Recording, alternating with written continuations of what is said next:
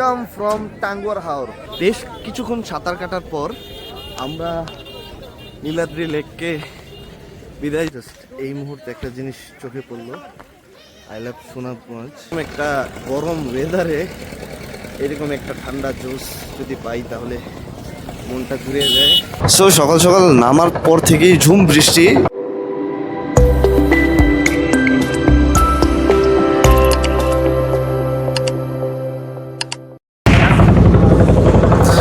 Welcome from Tanguar Haor. আমি এহসান মোল্লা শাওন আছি আপনাদের সাথে, আর আপনারা দেখছেন এহসান ভ্লগস বিডি। সো ফাইনালি অনেকদিন পর আবার চলে আসলাম আপনাদের মাঝে। তো মাঝখানে ভাবছিলাম ভিডিওগুলো করব, বাট রিসেন্টলি কোথাও ট্যুর দিতে যাওয়া হয়নি, বা গেলেও খুব রিল্যাক্স ট্যুর দিছি, সো ভিডিও করতে মন চায়নি, বাট ফাইনালি চলে আসলাম আপনাদের মাঝে। সো সকাল সকাল নামার পর থেকেই ঝুম বৃষ্টি, ভিডিও শ্যুট করতে পারিনি, বাট একটু ফাঁকা পেয়ে চলে আসলাম ট্রলারের ছাদে। এখন আমরা যাচ্ছি ওয়াচ টাওয়ারের দিকে। ফার্স্টে আমরা ওয়াচ টাওয়ারে যাব, তারপর নাস্তাটা এর ভিতরেই সেরে ফেলবো। সারার পর আমরা একটু সাঁতার কাটার প্ল্যান আছে, দেন আবার আগের মতো আমরা ঘুরতে শুরু করবো।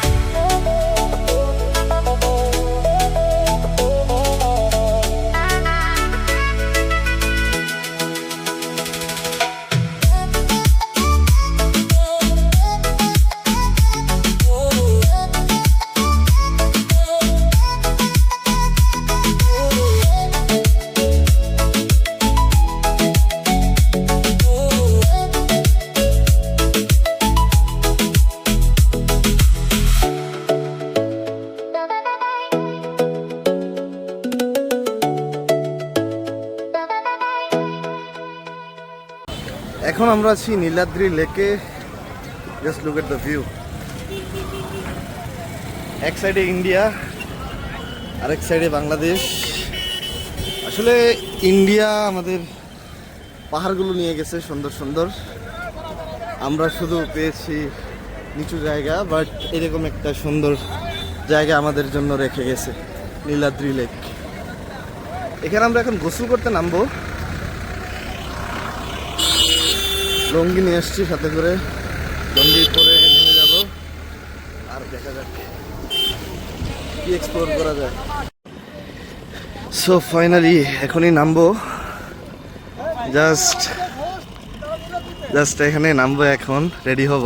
লঙ্গি নিয়ে আসছি, লঙ্গিটা পরে জাস্ট নেমে যাব। এতক্ষণ আমরা ছিলাম নীলাদ্রি লেকে, আর বেশ কিছুক্ষণ সাঁতার কাটার পর আমরা নীলাদ্রি লেককে বিদায় জানিয়ে চলছি নতুন একটি গন্তব্যে। এখন আমরা যাব হচ্ছে জাদুকাটা নদীর দিকে, আর এখান থেকে যেতে হবে বাইকে চড়ে অথবা অটো রিক্সা আছে, অটো রিক্সা দিয়ে, বাট এখনো ডিসিশন হয়নি কি দিয়ে যাব, দেখতেছি। প্রচুর গরমে আসলে ভিডিও করাটাও খুব টাফ হয়ে গেছে। এখন একটা অটো খুঁজি, আগে দেখি অটো দিয়ে যাওয়া যায় কি না। যদি অটো দিয়ে না যাওয়া যায় দেন আমরা বাইকে করে চলে যাবো। আর এত পরিমাণে গরম, আমি লিটারালি গামছা দিয়ে মাথা কাভার করে নিছি।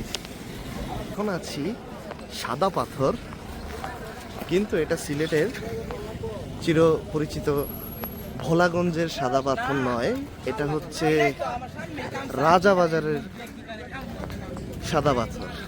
সো এখানে দেখেন ঢুকতেই লেখা, আপনি ইতিমধ্যেই আন্তর্জাতিক সীমানা অতিক্রম করেছেন, যাহা আইনত দণ্ডনীয় অপরাধ।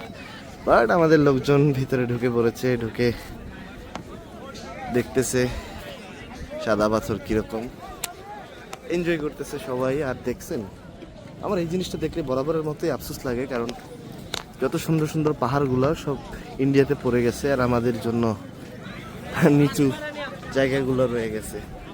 সেটার জন্য আমার খুব বরাবরের মতোই কষ্ট লাগে।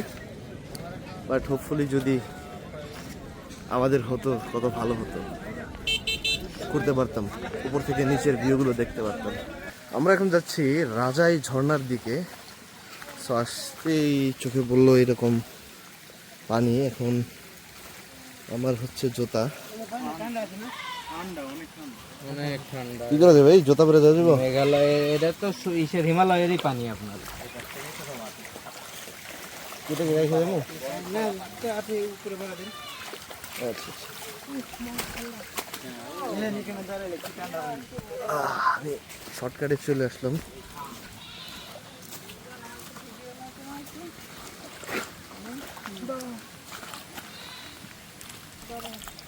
একবারে ঠান্ডা পানি,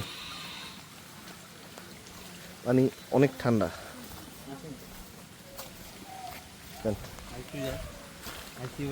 এখন যাবো ঝর্ণার দিকে।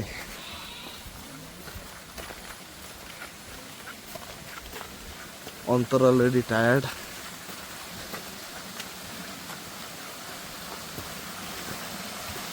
ঝর্ণার রেল দেখা যাচ্ছে এখান থেকে।